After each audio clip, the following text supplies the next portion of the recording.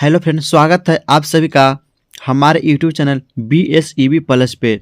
तो आज किस क्लास में हम लोग बिहार बोर्ड क्लास 12 के लिए चैप्टर 4 जो कि अर्धनारीश्वर है, इसका जो हम लोग जो है आज ऑब्जेक्टिव क्वेश्चन करने वाले हैं। अर्धनारीश्वर से जितने सारे ऑब्जेक्टिव क्वेश्चन बनते हैं वो सारे क्वेश्चन जो है इसी एक वीडियो से हम लोग कर लेंगे। जितने सारे इंपॉर्टेंट क्वेश्चन बनते हैं सारे इसमें आज हम लोग करेंगे। तो जितने लोग इस चैनल पे नए जुड़े हैं उनसे रिक्वेस्ट है कि चैनल को सब्सक्राइब कर ले और वीडियो को जो है पूरे अंत तक देखिए। इसमें जो है आपको अच्छे तरीके से समझ में आ जाएगा। तो चलिए आज की इस क्लास को हम लोग स्टार्ट करते हैं अर्धनारीश्वर को। तो देखिए हम लोग पहले समझते हैं अर्धनारीश्वर के बारे में। अर्धनारीश्वर जो है किसको अर्धनारीश्वर कहा गया है। इस चैप्टर में जो है राइटर है अर्धनारीश्वर जो है किसको कहा है। तो अर्धनारीश्वर का जो मतलब होता है ये होता है अर्ध मतलब आधा और नारी मतलब नारी। आधा नर और आधा नारी को जो है अर्धनारीश्वर कहा गया है। जो आप इस फोटो में देख रहे होंगे कि इस साइड से जो दिख रहा है आधा जो है शिव जी का तस्वीर दिख रहा होगा और इस साइड जो है आपको पार्वती जी का तस्वीर दिख रहा होगा। तो इसका मतलब यही है कि अर्धनारी का मतलब जो यही है कि आधा नारी और आधा नर। यही हमारा चैप्टर है अर्धनारीश्वर। तो इसी का जो हम लोग ऑब्जेक्टिव क्वेश्चन करने वाले हैं। तो आप लोग जो है इस वीडियो को बिना स्किप किए शुरू से अंत तक देखिए। चलिए हम लोग चलते हैं अपने क्वेश्चन की ओर। उम्मीद करते हैं कि अर्धनारीश्वर के बारे में आपको समझ में आ गया होगा कि अर्धनारीश्वर जो है किसको कहा जाता है। चलिए हम लोग देखते हैं अपने क्वेश्चन को। तो देखिए ये रहा आप सबके सामने पहला प्रश्न। देखिए जिस भी प्रश्न का आंसर अगर आप सभी को पता होगा तो कमेंट में जो है क्वेश्चन नंबर के साथ आंसर जरूर लिखते चलिएगा। तो पहला प्रश्न आपके सामने, अर्धनारीश्वर पाठ के लेखक कौन है। सभी लोग फटाफट से इसका आंसर बताइए। अर्धनारीश्वर जो है पाठ जो है किसके लेखक है। तो आपके सामने ऑप्शन है नामवर सिंह, रामधारी सिंह दिनकर, हजारी प्रसाद द्विवेदी, रामचंद्र शुक्ला। तो अर्धनारीश्वर पाठ जो है इसका जो लेखक है कौन है। तो इसका लेखक जो है रामधारी सिंह दिनकर है। इसका जो करेक्ट आंसर जो है ऑप्शन नंबर बी हो जाएगा। नेक्स्ट क्वेश्चन है रामधारी सिंह दिनकर की रचना कौन सी है। सभी लोग बताइए इनमें से कौन सी जो रचना है वह रामधारी सिंह दिनकर का है। तो आपके सामने ऑप्शन ए है उसने कहा था, ऑप्शन बी है जुट्ठन, ऑप्शन सी है तिरिच, ऑप्शन डी है अर्धनारीश्वर। तो रामधारी सिंह दिनकर की जो रचना है वो अर्धनारीश्वर है, यानी कि आधा नारी और आधा नर। इसका जो करेक्ट आंसर जो है ऑप्शन नंबर डी हो जाएगा। और उसने कहा था इसका जो लेखक है वह कौन है। सभी लोग बताइए उसने कहा था। तो उसने कहा था चैप्टर का जो राइटर है वो है उसने कहा था, जिसका राइटर है चंद्रधर शर्मा गुलेरी। तो आप सभी लोग को बताना है जुट्ठन और तिरिच के राइटर जो है कौन है। सभी लोग कमेंट में जरूर बताइएगा।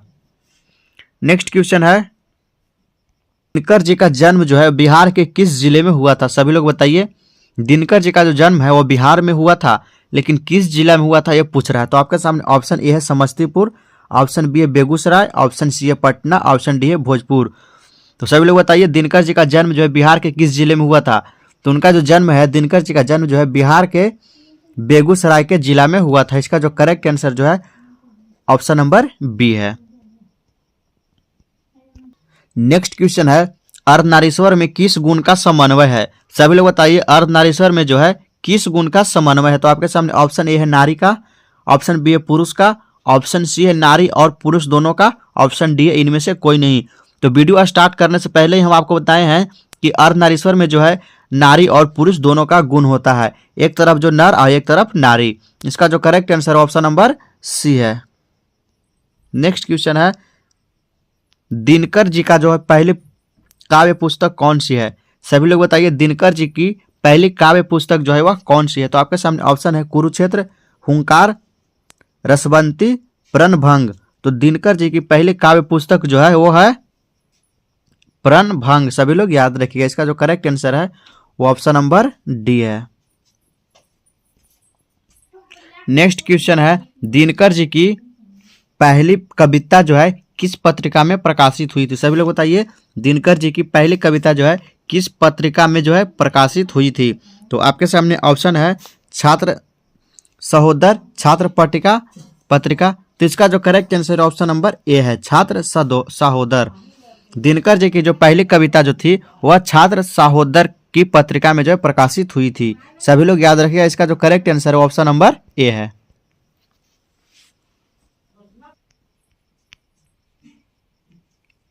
नेक्स्ट क्वेश्चन है, दिनकर जी की पहली कविता जो है कब प्रकाशित हुई? तो सभी लोग बताइए, दिनकर जी की जो पहली कविता थी वह कब प्रकाशित हुई थी? तो आपके सामने ऑप्शन है, ऑप्शन ए है 1920 में, ऑप्शन बी है 1925 में, ऑप्शन सी है 1930 में, ऑप्शन डी है 1935 में। तो सभी लोग जो इसका करेक्ट आंसर बताइए। तो इसका जो करेक्ट आंसर होगा वो ऑप्शन नंबर बी होगा। दिनकर जी की जो पहली कविता थी वह 1925 में प्रकाशित हुई थी। सभी लोग याद रखिएगा, इसका जो right answer option number B है। नेक्स्ट क्वेश्चन है, दिनकर जी के अनुसार यदि पति विचार है तो पत्नी क्या है? दिनकर जी के अनुसार जो है यदि पति जो है विचार है तो पत्नी क्या है? तो आपके सामने ऑप्शन है बुद्धि, समझ, भावना या इनमें से कोई नहीं। सभी लोग इसका करेक्ट आंसर बताइए, इसका जो करेक्ट आंसर है वह कौन सा होगा? तो देखिए, दिनकर जी के अनुसार जो है पति विचार है तो पत्नी भावना है। इसका जो करेक्ट आंसर है वो ऑप्शन नंबर सी है। आप लोग याद रखिएगा। नेक्स्ट क्वेश्चन है आप सभी के सामने, बुद्ध और महावीर ने नारियों को कौन सा अधिकार दिया है? सभी लोग बताइए, बुद्ध और महावीर ने जो है नारियों को कौन सा अधिकार दिया है? तो आपके सामने ऑप्शन है संन्यास लेने का, भिक्षुनी होने का, पति के त्याग का या इनमें से कोई नहीं। तो बुद्ध और महावीर ने जो है नारियों को भिक्षुनी होने का अधिकार दिया है। सभी लोग याद रखिएगा, इसका जो करेक्ट आंसर है वो ऑप्शन नंबर बी है। नेक्स्ट क्वेश्चन है आपके सामने, पुरुष जब नारी के गुण लेता है तब वह देवता बन जाता है, किंतु नारी जब नर के गुण सीखती है तब वह राक्षस हो जाती है। यह किसका कथन है? तो यह जो कथन है वह प्रेमचंद का कथन है। सभी लोग याद रखिएगा, पुरुष जब नारी के गुण लेता है तो सभी लोग कहता है कि ये देवता बन गया, एकदम देवता है। और वहीं अगर नारी जो है पुरुष का गुण ले जाए, जो पुरुष काम करता है वही काम स्त्री जब करने लगती है तो लोग उसे राक्षस कहने लगती है। तो ये जो कथन है वह प्रेमचंद का है। इसका जो करेक्ट आंसर है वो ऑप्शन नंबर सी है। नेक्स्ट क्वेश्चन है, अर्धनारीश्वर जो है, अर्धनारीश्वर का किस विद्या से संबंध है? सभी लोग बताइए, अर्धनारीश्वर का किस विद्या से संबंध है? तो आपके सामने ऑप्शन है निबंध, कहानी, एकांकी, व्यंग्य। तो अर्धनारीश्वर जो है वह एक एकांकी विद्या से संबंधित है। आपके बोर्ड एग्जाम में इस तरह से ये प्रश्न आ सकता है कि अर्धनारीश्वर जो है, अर्धनारीश्वर क्या है? तो आपके सामने ऑप्शन रहेगा निबंध, कहानी, एकांकी, व्यंग। तो आपको एकांकी में एकांकी को सही करना है। तो इसका जो correct answer option number C है। अर्धनारीश्वर जो है एकांकी विद्या से संबंधित है।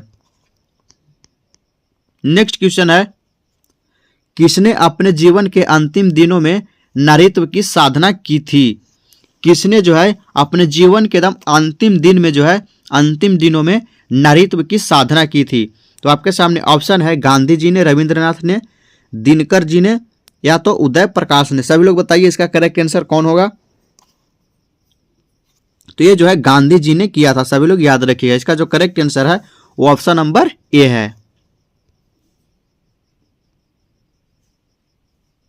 नेक्स्ट क्वेश्चन है, अर्धनारीश्वर शंकर और पार्वती का किस प्रकार का जो है रूप है? सभी लोग बताइए, अर्धनारीश्वर शंकर और पार्वती का जो है किस प्रकार का रूप है?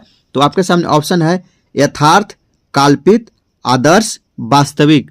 तो देखिए, अर्धनारीश्वर जो है शंकर और पार्वती का जो है काल्पित रूप है। आप लोग याद रखिएगा, इसका जो करेक्ट आंसर है ऑप्शन नंबर बी है। अर्धनारीश्वर शंकर और पार्वती का काल्पित रूप है।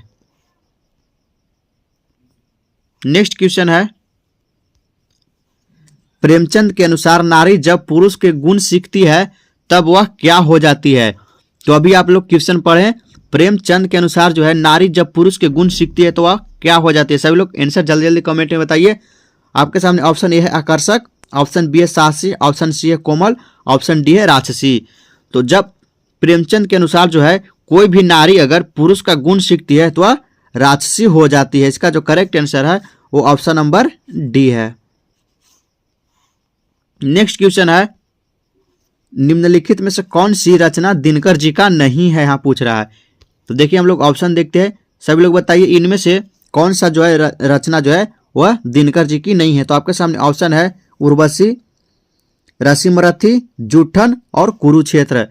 तो दिनकर जी का जो है रचना जो है जूठन नहीं है। इसका जो करेक्ट आंसर है ऑप्शन नंबर सी है। और आप लोग जो है क्वेश्चन नंबर 15 का जो है कमेंट करके बताइएगा जूठन जो है किसका रचना है, जूठन जो है किसने लिखा है। सभी लोग कमेंट करके इसका आंसर जरूर बताइएगा। नेक्स्ट क्वेश्चन है, निम्नलिखित में कौन सी रचना दिनकर जी की है। सभी लोग बताइए इनमें से कौन सी रचना जो है इसमें पूछ रहा है दिनकर जी की है। तो आपके सामने ऑप्शन ए है सदियों का संताप, परशुराम की प्रतीक्षा, दरियाई घोड़ा, रसातल यात्रा। सभी लोग बताइए इनमें से कौन सी रचना जो है दिनकर जी का है। तो दिनकर जी का रचना जो है वह परशुराम की प्रतीक्षा है। इसका जो करेक्ट आंसर है वो ऑप्शन नंबर बी है। और नेक्स्ट क्वेश्चन है, दिनकर को किस कृति पर भारतीय ज्ञानपीठ पुरस्कार प्राप्त हुआ। सभी लोग बताइए दिनकर को जो है किस कृति पर जो है भारतीय ज्ञानपीठ पुरस्कार प्राप्त हुआ। तो आपके सामने ऑप्शन है अर्धनारीश्वर, उर्वशी, हुंकार, कुरुक्षेत्र। तो सभी लोग बताइए इसका जो करेक्ट आंसर है कौन होगा। तो देखिए दिनकर को जो है उर्वशी ज्ञानपीठ पुरस्कार प्राप्त हुआ था। इसका जो करेक्ट आंसर है ऑप्शन नंबर बी है। दिनकर जी को है उर्वशी कृति पर भारतीय ज्ञानपीठ पुरस्कार प्राप्त हुआ था। सभी लोग याद रखिएगा इसका correct answer option number B है। नेक्स्ट क्वेश्चन है आप सभी के सामने, युद्ध और शांति की समस्या पर लिखी गई काव्य कृति है। युद्ध और शांति की समस्या पर लिखी गई इनमें से कौन सी है जो काव्य कृति है। तो आपके सामने ऑप्शन ए है नील कुसुम, कुरुक्षेत्र, द्वंद्व गीत, रश्मिरथी। सभी लोग बताइए इनमें से इसका जो करेक्ट आंसर है वह कौन होगा। तो युद्ध और शांति की समस्या पर जो लिखी गई है वह कुरुक्षेत्र है। इसका जो करेक्ट आंसर जो है वो ऑप्शन नंबर बी यहाँ पे सही हो जाएगा। नेक्स्ट क्वेश्चन है आप सभी के सामने, अर्धनारीश्वर जो है कल्पित रूप है, किसका कल्पित रूप है। आपके सामने ऑप्शन शिव और पार्वती का, ऑप्शन बी है राम और सीता का, ऑप्शन सी है राधा और कृष्णा का, और ऑप्शन डी है विष्णु और लक्ष्मी का। तो सभी लोग आंसर जो है कमेंट करके जल्दी बताइए 19 का आंसर कौन सा होगा। तो अर्धनारीश्वर कल्पित रूप जो है वह शिव और पार्वती का है। सभी लोग याद रखिएगा इसका जो करेक्ट आंसर है वो ऑप्शन नंबर ए है। नेक्स्ट क्वेश्चन है, गंधारी थी, गंधारी कौन था, गंधारी जो है कौन थी। तो आपके सामने ऑप्शन है दुर्योधन की माँ, कृष्ण की माँ, अर्जुन की माँ, बलराम की माँ। सभी लोग बताइए इसका करेक्ट आंसर कौन होगा। गंधारी जो थी वह कौन थी। तो गंधारी जो थी दुर्योधन की माँ थी, इसको याद रखिएगा। इसका जो करेक्ट आंसर है ऑप्शन नंबर यहाँ पे ए करेक्ट होगा। नेक्स्ट क्वेश्चन आप सभी के सामने, प्रेमचंद थे, प्रेमचंद जो है क्या थे। तो आपके सामने ऑप्शन ए है गीतकार, ऑप्शन बी है कथाकार, ऑप्शन सी है फिल्मकार, ऑप्शन डी है संगीतकार। तो प्रेमचंद जो थे वह क्या थे इनमें से, सभी लोग बताइए आंसर इसका क्या होगा। तो प्रेमचंद जो थे वह कथाकार थे, अधिकतर जो कथा किया करते थे। इसका जो करेक्ट आंसर जो है ऑप्शन नंबर बी है, प्रेमचंद एक कथाकार थे। नेक्स्ट क्वेश्चन आप सबके सामने 22 नंबर, दिनकर का जन्म कब हुआ था। सभी लोग बताइए दिनकर का जो है जन्म कब हुआ था।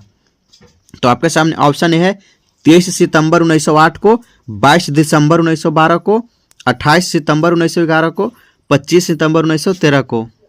जो करेक्ट आंसर होगा वह 23 सितंबर 1908 को हुआ था। दिनकर जी का जो जन्म है वह 23 सितंबर 1908 को हुआ था। Correct answer option number A है।